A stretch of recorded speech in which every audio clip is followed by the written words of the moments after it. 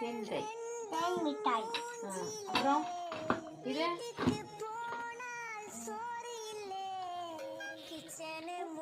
அல்வா. அல்வா. இது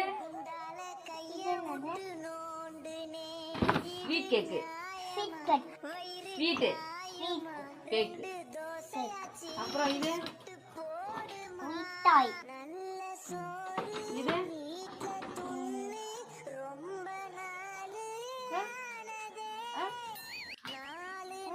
பால்சா. பாட்டா. பாதுஷா. பாதுஷா. மிட்டாய். அது பேர் என்ன? பால்சா. இது மிட்டாய். ஹால்ஸ். ஹால். ஏங்க பேரண்டல் எதுக்கு யூஸ் பண்ணுவாங்க? சாலண்டாவா. Fair lovely.